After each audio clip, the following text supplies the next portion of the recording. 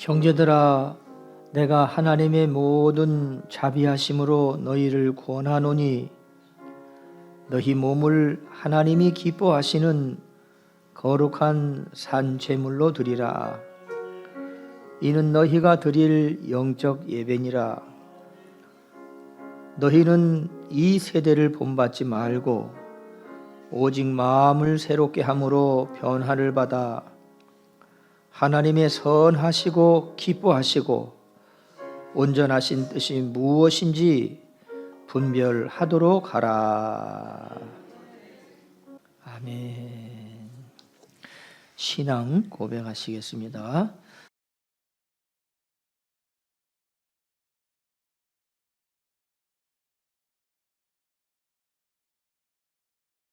교독문을 함께 같이 교독하시겠습니다. 54번입니다. 여호와께서 시온의 포로를 돌려보내실 때 우리는 꿈꾸는 것 같았도다.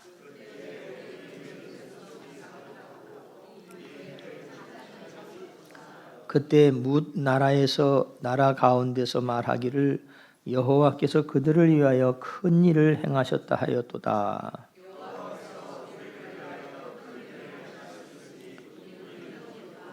여호와여, 우리의 포로를 남방 시내들 같이 돌려보내소서. 눈물을 흘리며 씨를 뿌리는 자는 기쁨으로 거두리로다. 울며 씨를 뿌리러 나가는 자는 반드시 기쁨으로 그 곡식단을 가지고 오리로다. 아멘. 성경 말씀을 함께 살펴보겠습니다. 사도행전 21장입니다. 사도행전 21장 7절로 14절까지 한 절씩 성경을 같이 봉독하겠습니다. 두로를 떠나 항해를 다 마치고 돌레마이에 이르러 형제들에게 안부를 묻고 그들과 함께 하루를 있다가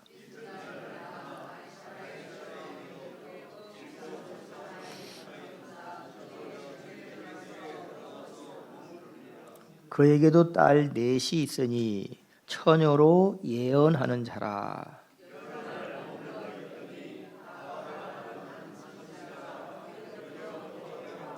우리에게 와서 바울의 띠를 가져다가 자기의 수족을 잡아매고 말하기를 성령이 말씀하시되 예루살렘에서 유대인들이 이같이 이 띠 임자를 결박하여 이방인의 손에 넘겨주리라 하거늘.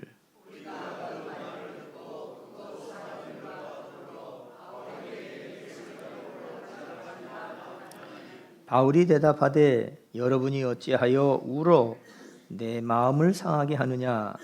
나는 주 예수의 이름을 위하여 결박당할 뿐 아니라 예루살렘에서 죽을 것도 각오하였노라 하니 그가 고난을 받지 아니하므로 우리가 주의 뜻대로 이루어지이다 하고 그쳤노라.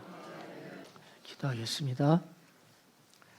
고마우신 아버지 하나님, 지난 한 주간도 하나님 우리 성도들 가정과 사업장과 직장을 무탈하게 지켜주셔서 감사합니다.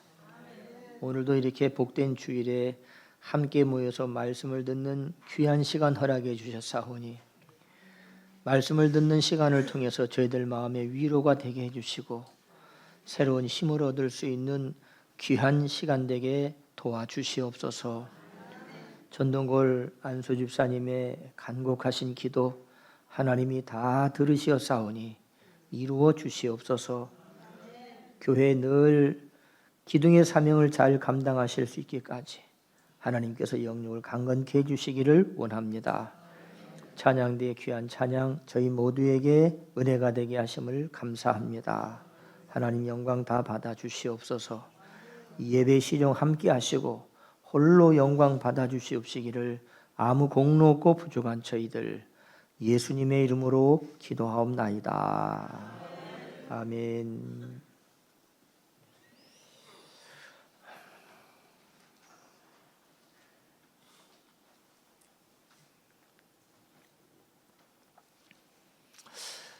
위급한 재난을 만나면 그 재난을 대처하기 위해서 항상 리더가 필요합니다.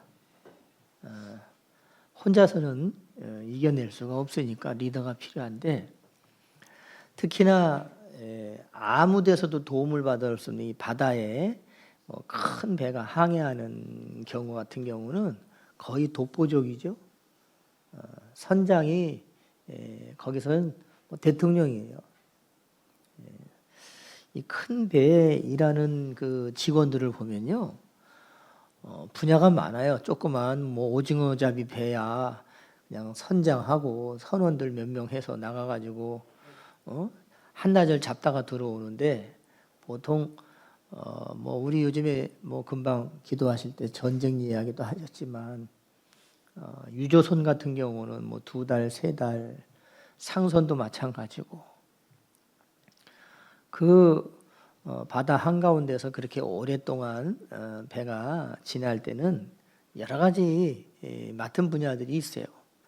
선장도 있고, 항해사도 있고, 갑판장도 있고, 조타수도 있고, 기관장도 있고, 또 그 사람들을 먹여주는 조리장도 있고, 또 나중에는 항구에 접안하게 될 때는 도선사라고 해서 배가 안전하게 정박할 수 있도록 도와주는 그런 또 멤버도 있는 거예요. 그런데 그 중에서 제일이 누군가? 선장입니다. 두말할 나위 없이. 바울은 함께 했던 자기 동료들과 이방인들에게 전도를 하러 다니면서 복음 전할 때 항상 선장의 위치에서 이야기를 하는 거예요. 배가 막 흔들려요. 그럼 어떻게 해요? 배가 막 흔들리면 다들 똑같이 두려움을 느끼는 거죠. 여기 계신 우리 성도님들도 배 안 타보신 분 없죠? 다 배 타봤습니다, 경험상. 그런데 큰 배도 태풍은 이길 수가 없으니까 공포에 떨 때도 있고, 잔잔한 파도에도 멀미가 심한 사람들은 굉장히 울렁증이 있어서 배를 못 탈 지경인데, 정말 큰 배가 항해하면서 위기를 만났을 때는 굉장히 불안들하겠죠. 선원들 전부가 다. 그때 선장에게 선원들은 그렇게 이야기를 합니다. 내 말하는 대로만 따라서 해라. 내가 다 알아서 할 테니까. 내가 명령 내릴 테니까. 일사불란하게. 그래야만 다 같이 살 수 있어요. 다 같이 살 수 있는 거예요. 이 바울이 평생에 자기가 이방인들에게 복음을 전하러 다니면서 마지막 이 사도행전에 나와 있는 21장에 있는 이 오늘 우리가 읽은 이 말씀은요, 전도 여행을 다 마치고 예루살렘으로 돌아가는 거예요. 지금 우리가 성경 말씀을 그대로 읽었지만, 바울이 에베소 3년 가까이 복음을 전하는 이방인들에게 복음을 전하면서 에베소에도 교회가 반듯하게 세워졌어요. 거기 안주하고 거기 머무르면 누가 말릴 사람도 없어요. 그렇지만 바울은 이제 다 정리를 하고 나는 예루살렘으로 가겠다 해서 예루살렘으로 가는 도중에 이제 전도자 7집사 중에 한 사람이었던 빌립의 집에 잠깐 머무르게 된 겁니다. 그 집에 들어가서 서로 면이 있고, 복음을 전하는 어떤 전도자의 입장에서 빌립하고도 상당 부분의 교제가 있었기 때문에 며칠 동안 거기를 머무르게 됐었어요. 머무르는데 아가보의 한 선지자라는 사람이 유대로부터 와가지고 빌립의 집에 머물고 있는 바울 사도를 보면서 바울의 띠를 갖고 와서 자기의 수족을 이렇게 메고, 저 사람이 만약에 예루살렘으로 가면 이게 자기의 수족을 다 결박당해 가지고 가면 옥에 갇히든지 죽을 거다, 이렇게 얘기를 합니다. 성령의 예언을 하는 사람들은 하나님께로 이끄십니다. 성령의 예언을 하는 사람은. 그런데 귀신의 점을 치고 귀신의 영으로 예언하는 사람들도 많이 있습니다. 귀신의 영으로 예언하고 점치는 사람은 하나님과 멀어지게 만들어요. 지금도 있죠. 저는 이 동네는 잘 모르니까 여긴 잘 모르지만 서울의 미아리에 가면 지금도 점쟁이들 집이 얼마나 많은데요. 미아리 눈물의 고개잖아요. 유행가에도 나오는 미아리 눈물의 고개. 입구서부터 고개 넘어 도남동 넘어 고개 넘어갈 때까지 전부 점치는 집이에요. 귀신의 영을 받아가지고 점치는 사람은 점점 하나님과 나를 멀게 만들고, 성령의 예언을 하는 사람은 하나님과 나를 가깝게 만드는 거예요. 그런데 성경에 우리가 그동안의 사도행전 말씀을 쭉 읽어왔지 않습니까? 이 빌립의 네 딸도 예언하는 처자고 성령으로 예언하는 딸들이었고, 지금 바울 사도에게 띠를 가져다가 수족을 결박해가지고 당신 저쪽으로 가면 죽어라고 하는 말도 성령의 예언을 한 거예요. 성도님들, 같이 있는 누가나, 바울과 함께 동행하고 있는 누가나, 옆에 있는 이 제자들이 바울 사도가 예루살렘에 가면 아가보 선지자가 말한 것처럼 가면 죽는다는데 여러분들 같으면 가시오 가시오 하고 그냥 등 밀겠습니까? 아니면 못 가게 하겠습니까? 당연히 못 가게 해야죠. 인정상이라도. 선생님, 저분이 저렇게 예언한 것처럼 선생님 예루살렘에 가면 수족이 결박되어서 당신 죽는다는데 가지 마십시오. 가면 안 됩니다. 라고 막 말려요. 그런데 이 바울 사도는 그들의 간곡한 만류에도 불구하고 나는 예루살렘으로 가겠다. 우리 성경을 지금 읽은 본문 말씀 한 절씩 같이 쭉 읽어 내려갔는데 바울이 이렇게 표현합니다. 뭐라고 얘기하냐면요, 어찌하여 내 마음을 울게 만드냐는 거예요. 당신들이 울어서 내 마음을 왜 이렇게 상하게 하냐는 거예요.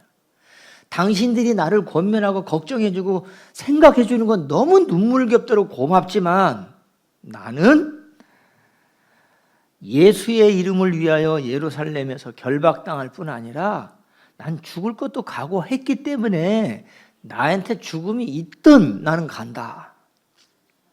예수께서 바울 사도에게 그렇게 말씀하셨거든요.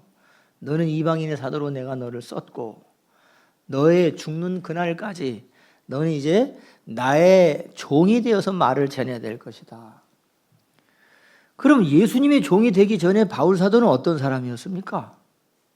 오히려 예수님의 제자들을 죽이는 데 앞장서고 핍박하고 예수님을 거역하고 그런 과오가 있는 사람이에요. 이력이 너무 화려해요. 이 바울 사도의 이력은. 사울 청년 때 몹시도 제자들을 괴롭히고 아무도 그를 말릴 사람이 없었어요. 심지어 스데반 집사가 돌에 맞아 죽는 그 현장에는 스데반 집사의 옷을 막 뺏어가지고 팔꿈치에다 꿰고 보면 저놈은 죽어도 그냥 수십 번 죽어야 된다고 하면서 막 아주 맹렬하게 비난했던 사람이 사울입니다. 그렇게 못된 사울을, 적대적이고 예수님에게 거역했던 그 사울을 예수님이 꺾으셨죠. 너는 내 종이 될 거야. 너는 죽는 날까지 네 마음대로 못 다녀 이제. 언제 경험했습니까? 다메섹 노상에서 예수님을 환상 중에 본 거예요. 바울과 예수님은 한 번도 대면해 본 적이 없습니다. 보지 못하고 믿은 겁니다. 그죠? 환상에서 예수님을 꿈꾸듯이 본 거죠. 그러니까 그 전까지는 이 사울이라고 하는 이 청년의 사고방식은요, 예수님을 핍박하고 예수님의 제자들을 죽이는데 앞장서는 게 하나님의 일로 확신했던 거예요. 오해는요, 이렇게 무섭습니다.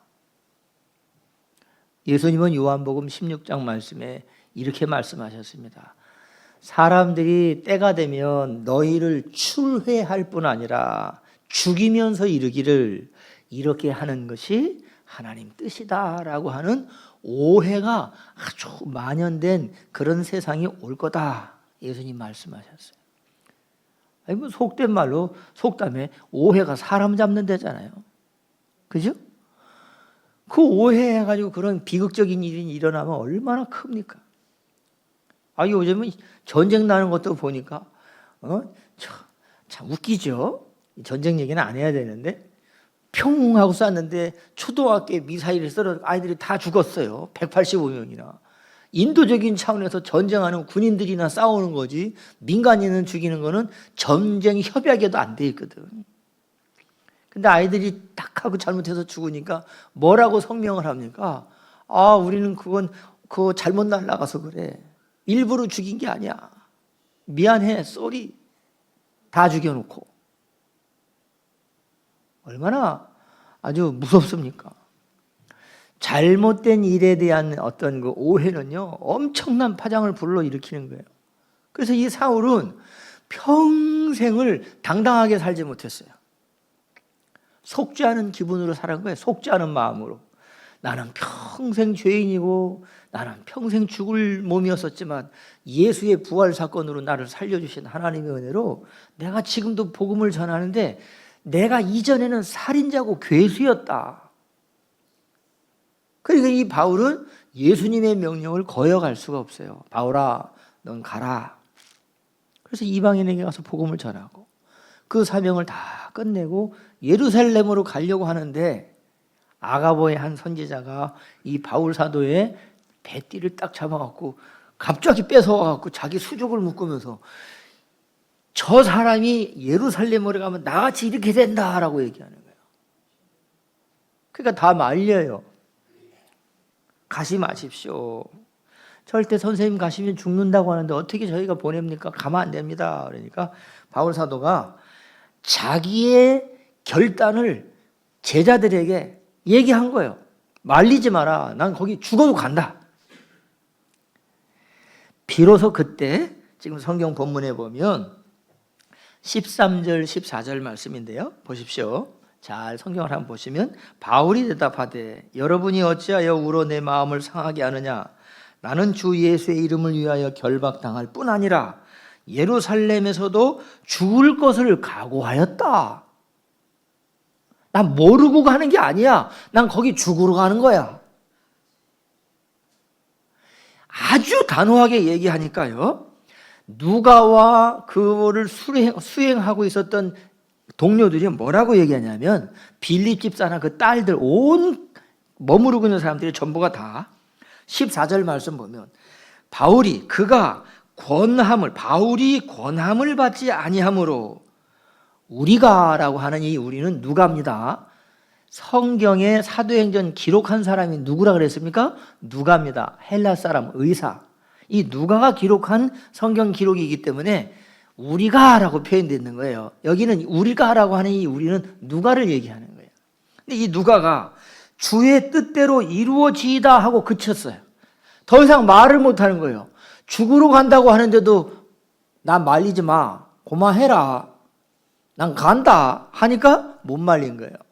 그러니까 수행원들이나 이 빌립이 또 내 딸들이 다 보면서 안타깝지만 우리 선생님이 너무 결단이 각오가 저러시니까 못 말리겠다. 그러니까 뭐라고 기도합니까? 그러면 선생님이 말씀하신 것처럼 주 뜻대로 되기를 원합니다. 도대체 그 주 뜻대로 되어지는 게 죽는 겁니까? 맞습니다. 주 뜻대로 되어지는 게 바울이 죽는 거예요. 그 주님의 뜻대로 죽는 거예요. 예수님은 하나님의 뜻대로 죽으셨어요. 어떻게 그게 하나님 뜻이에요? 살아야지. 근데 예수님은 인류의 죄를 속하기 위해서 당신이 대신 죽으셨어요. 그게 하나님 뜻이에요. 이게 이 바울도 예수님이 그렇게 명령하시니까 나 예루살렘으로 가야 돼 하는데 그 아가보의 선지자가 막 성령으로 예언하는 거예요. 성령에 예언하는 이 아가보 선지자가 예언하는 거는 하나님께로 이끄는 거예요. 그렇게 예언했는데도 불구하고 이 바울이요 안 듣습니다. 난 죽기를 각오했다. 더 이상 말리지 마라. 왜 나를 자꾸 마음 상하게 하고 마음 약하게 하냐? 나를 왜 울게 만드냐? 그러면서 바울이 가려고 하니까 어떻게 해요? 더 이상 말리지 못하고 하는 말이 뭐냐면 선생님이 말씀하신 게 꼭 예수님 뜻이 되길 바랍니다. 신앙생활하면서 우리가 정말 이해하지 못할 부분들이 많습니다. 예? 하나님의 뜻은요, 우리 감정보다 앞서요. 그거 신기하죠.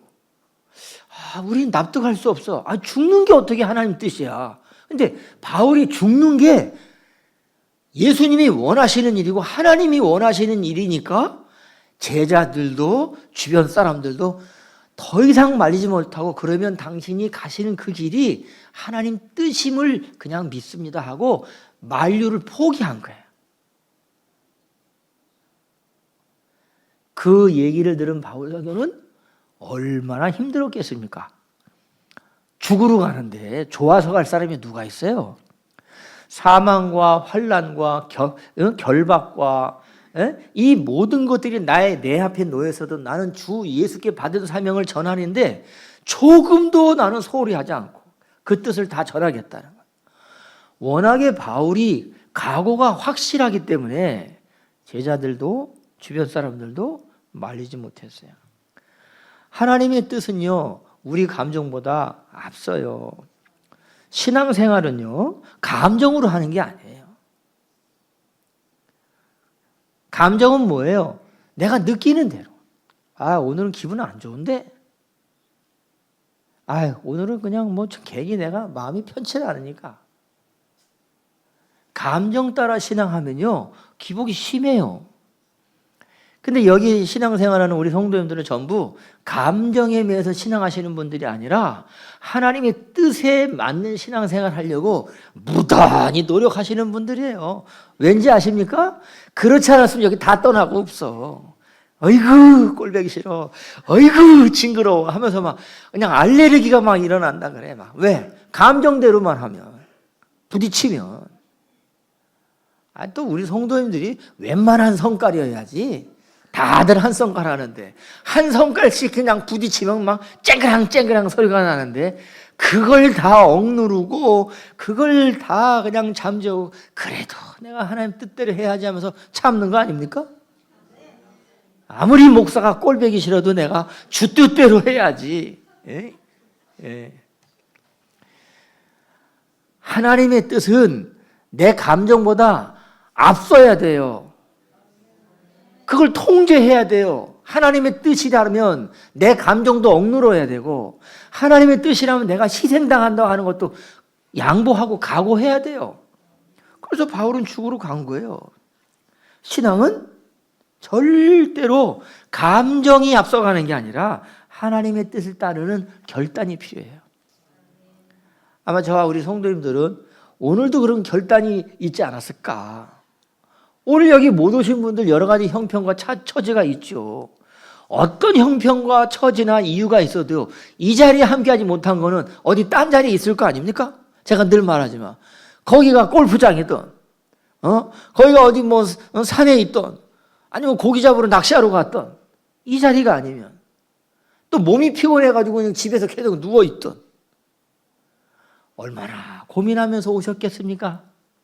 이 자리에 참 가기 싫은데 오늘은 좀 쉬고 싶은데 그래도 자꾸 성령께서 이러면 안 되지 이러면 안 되지. 마치 가수 윤신혜가 어떻게 가사도 그렇게 해서 안 돼 이러면 그 공부하라고 하는 그 가요 있죠? 가사 학생이 공부해야지. 예. 감정 따라서 내가 신앙생활 한다고 하면은 아무것도 못해요.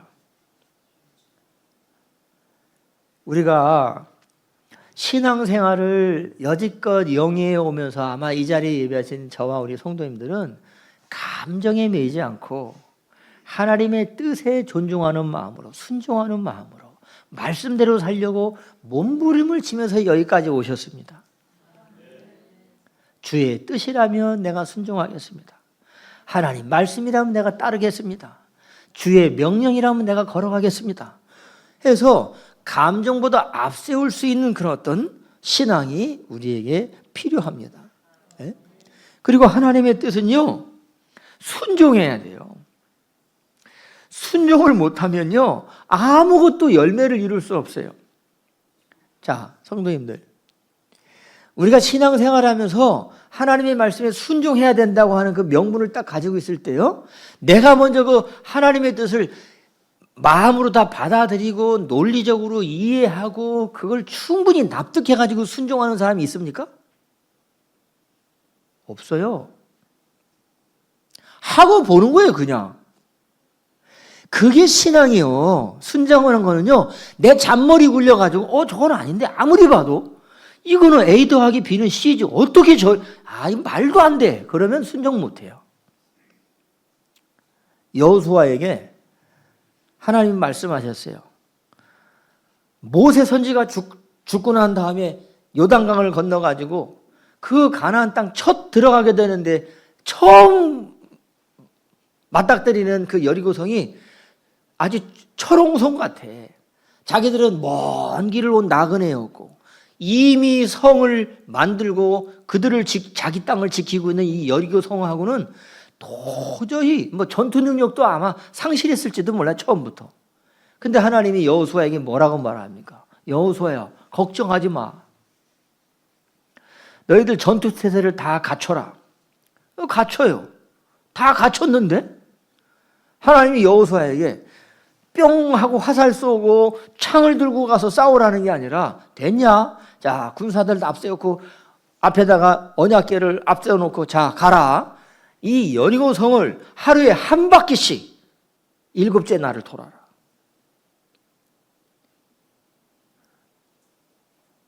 하나님의 뜻을 순종한다고 하면, 만약에 내가 그 순종하라고 하는 의미를 내 머리로 이해하고 논리로 깨닫고 이렇게 해가지고 순종한다고 하면 그 전쟁 못 이겨. 할 수도 없고 나갈 수도 없어요.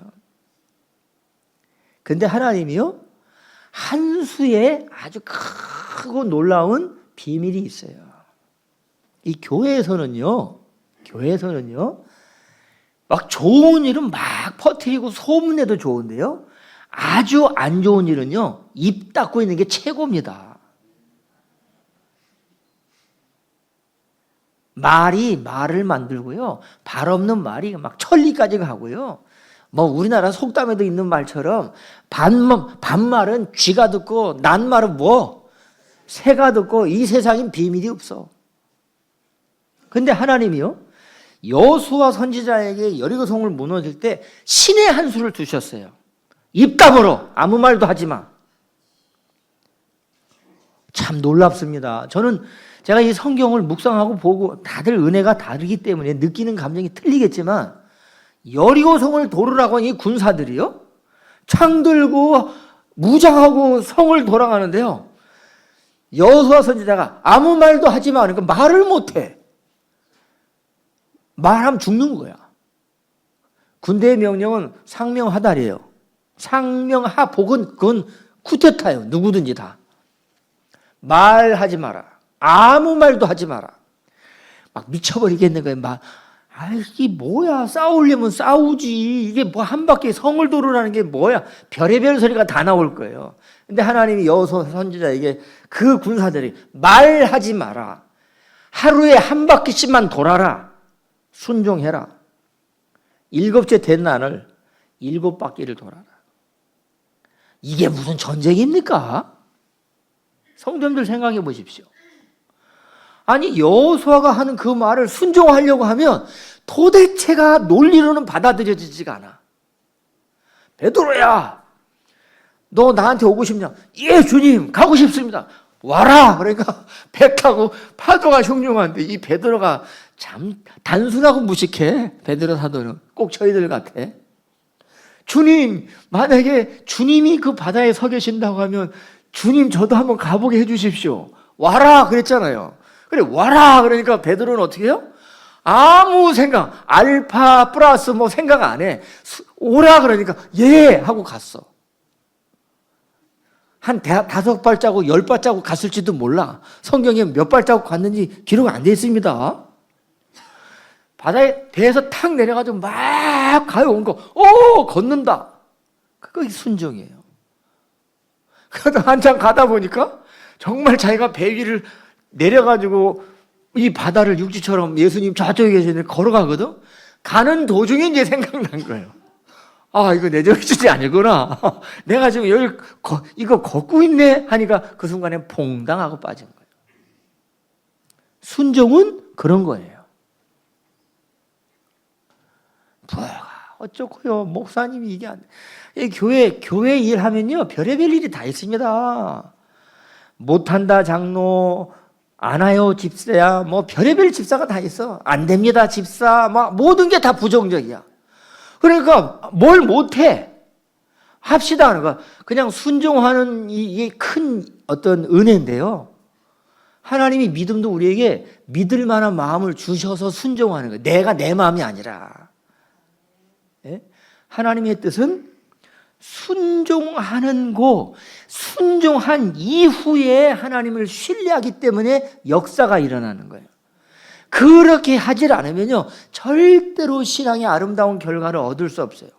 어떻게 돌이 떡이 됩니까? 성도님들, 예? 어떻게 영생합니까? 말이 됩니까 이게? 어떻게 그걸 믿습니까? 지금 다 바보지. 그럼 근데 하나님의 말씀에 대한 것을 순종한다고 하는 의미는 뭐냐면 내 생각이 없는 거예요. 내 생각을 가지고 있으면 그건 순종이 아니지. 그러니 이 바울 사도가 상당히 유식하고 뭐 많이 배우고 바울 사도 같이 학식이 풍부하고 언어에 능통하고 이 세상에 경험이 풍부한 사도는요 없어요. 예수님이 직접 세운 12제자들 중에 바울 사도와 견줄 만한 사람은 아무도 없어요. 제일 무식한 베드로 아무것도 못 써요. 글도 잘 못 써요. 베드로 전서 후서도 베드로가 쓴 게 아니라 베드로 제자 마가가 쓴 거예요. 근데 바울 사도는 언변도 뛰어나고 글도 잘 써요. 성경이 13권의 서신서를 썼어요. 바울 사도는. 정말 위대한 사도예요. 위대한 사도. 그런데 그 바울 사도를 하나님이 꺾으시려고 예수님을 통해 가지고 너는 이제 나의 종이 돼야 돼. 바울 사도가 만약에 예수님 말씀에 순종한다고 하는 절대적인 믿음을 갖지 않았다면 아무 일도 못해. 지중해 로마까지 가는 배가 풍랑에 휩쓸리고 재판 받으러 가는 그 배가 죄수들과 함께 막 죽는데 다 죽게 되어 있는데 하나님이 예수님을 통해 가지고 바울 사도에게 말해요. 바울아, 이 배 절대로 안 뒤집혀져. 다 살 수 있어. 걱정하지 마. 그러니까 바울은 예수님이 그렇게 말씀하니까 뭐래? 그때부터 마음을 팍 놔요. 주여 감사합니다. 자, 우리 찬송합시다. 그러면 배 278명 죄수들이 전부 다 바울의 말에 귀를 안 구릴 수 없어. 하나님이 이 배 절대로 파산 안 한다 그랬다. 내 말대로만 하면 너희들 다 살 수 있다. 그러니까 그때부터는 그 배 선장도 필요 없고 바울이 선장이야. 기도합시다. 무릎 꿇읍시다. 왜? 바울의 말대로 해야만 사니까. 수도 없이 많은 걸 경험했던 이 바울 사도가 예루살렘으로 가면 죽는 게 뻔한데 그걸 알면서도 바울 사도가 갈 때 얼마나 마음이 답답했겠습니까? 그러나 이 순종이라고 하는 것은 내 감정에 치우치질 않고 하나님의 뜻을 순종하는 건 내 논리로 이해하는 게 아니라 먼저 하는 게 순종이에요. 엎어지는 않는 게 그냥 가보는 게 순종이라고요. 절대로 신앙은 학문하고는 틀립니다. 과학적으로 입증이 안 돼요. 설명할 수가 없어요. 저도. 그래서 왠지 아십니까? 이렇게 예배를 드리다 보면요 감정이 복받쳐가지고 막 누구는 막 이러고 어떤 사람은 냉랭하고 그래요. 그걸 보이거든요. 보여요. 예배를 드리면 어떤 무슨 이 설교가 무슨 개떡 같은 설교인데도 어떤 사람은 맞아 이러는데 어떤 사람은 그냥 막 실제로 그래. 왠지 아십니까? 바울이 그렇게 열정적으로 목숨을 걸고 복음 전해도요, 바울을 죽이려고 하는 유대인들은요, 하나도 바울의 말이 귀에 들어오질 않아요. 안 들어오니까 돌로 때려 죽이는 거고, 안 들어오니까 그냥 막 옥에 가두고, 그렇게 핍박을 받는 바울은 하나님 말씀을 알고 순종하니까 감옥에서도 4주를 가까이 찬송하고, 예? 그 간수장이 와갖고, 아니 도대체 당신들 아무리 봐도 도는 사람이요, 이 감옥에서도 찬송을 한다니 뭐가 그렇게 좋소? 어떻게 하면 내가 당신같이 살 수 있겠소? 이 간수장이 그러니까 주 예수를 믿어라. 그러면 구원받아 임마. 아니 이 바울 사도가 가는 곳곳마다 그런 일이 일어나니까. 성도님들, 믿는 자가 받을 수 있는 축복이 있고 믿지 않는 자가 받을 수 있는 화가 있다고 하면 기왕이면 우리는 믿어서 복 받아야 되지 않겠습니까? 하나님의 뜻을 받아들이고 복을 받을 수 있는 건요, 내 생각으로 논리적으로 이해하는 게 아니라 믿음으로 순종하는 거예요. 그래야 역사가 일어나요. 지금도 그런 역사는요, 비일비재하게 일어나요. 과학적으로 입증이 안 된 신유, 치유의 역사도 있고요, 과학적으로 입증되지 않은 심령의 어떤 그 치유도요, 많이 일어나요. 저도 많이 경험해요. 저도 목회를 하면서. 그래서 하나님의 뜻은 순종을 요구해요. 내 생각과 논리는 좀 버려야 돼요. 우리가. 그래서 하나님의 뜻을 받아들이는 그 순간에 이제 모든 걸 다 체념하고 하나님께 맡기는 순간에 그때 비로소 이제 평안이 오는 거예요. 하고 나니까. 아이, 편하다. 그렇게 하고 나니까 편하다, 차라리. 내 생각 가지고 좀 죄송합니다, 이런 표현에서. 내 생각 가지고 잔머리를 너무 굴리니까 머리가 아파. 복잡해. 이거 어떡해. 그리고 갈팡질팡해. 근데 에이, 지금 바울이 만약에 예루살렘으로 가는데 다 말려요. 다 말려하니까 바울 사도가 막 울어요. 슬피. 어찌하여 당신들이 나를 울게 만드냐. 나는 예루살렘에 내가 죽을 것도 각오하고 가니까 나 말리지 마세요. 그러니까 말리고 있던 사람들이 뭐예요? 그러면 하면서 이제 주 뜻대로 되어지길 바랍니다 라고 얘기한 거예요. 그러니까 말렸던 사람들도 속이 편안해져. 그때부터 불안한 마음이 없어요. 죽어도 할 수 없지 뭐. 예? 주 뜻대로 되어지리다. 마음이 평안히 찾아오는 거예요. 교회 다니시는 분들이 제일 갈등 느끼는 게 있어요. 슬럼프가 오면. 예? 신앙생활하다 슬럼프가 오시는 분들이요, 한 주일 빠져보고 2주일 예배 빠져보고 3주일 빠져보고 이제 아주 정말 하나님께서 그 마음을 막 옥죄해 놓잖아요. 성령에 이끌리는 사람은요, 절대로 겉으로 나갈 수가 없어요. 이제 막 두려워. 폭풍전야야. 내가 이러다가 배랑 맞아 죽지. 이래 진짜 하나님 나를 이렇게 치시면 어떻게 해. 이 두려운 마음에 와. 정반대로 괜찮네? 완전히 떠나는 사람이 있어요. 이걸 어떻게 인력으로 하냐고요. 신앙생활 자체가 그런 건데. 그러면 하나님이 우리에게 하나님의 말씀을 받게 하고 받아들이고 믿을 수 있고 순종할 수 있는 마음을 주신 그 하나님께 내 자신을 맡기면 그때부터는 이제 편안한 거예요.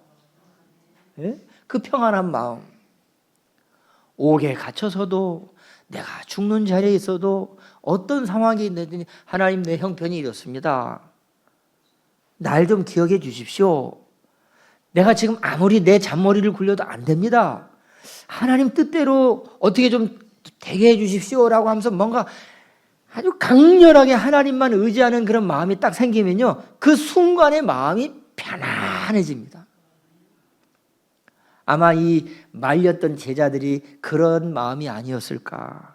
체념하듯이 말리지 마. 나는 이제 예루살렘에 죽을 각오도 하고 가니까 나의 마음을 울게 만들지 말고 상하게 하지 마. 내가 갈 테니까 나 말리지 마. 그러니까 이제 빌립이나 그 네 딸이나 제자들이나 누가나 모든 사람들이 한 20여 명 이상 모인 사람들이, 그러면 선생님 꼭 주 뜻 되기를 원합니다. 주 뜻대로 이루어지기를 원합니다. 우린 그렇게 기도하겠습니다. 이런 거예요. 아니, 예수님이 제자들에게 말씀하셨잖아요. 인자가 이제 원치 않는 곳에 가서 죽음을 경험하게 된다. 내가 3일 만에 다시 살아날 테니까 잊지 마라. 그러니까 베드로가 뭐라 그래요?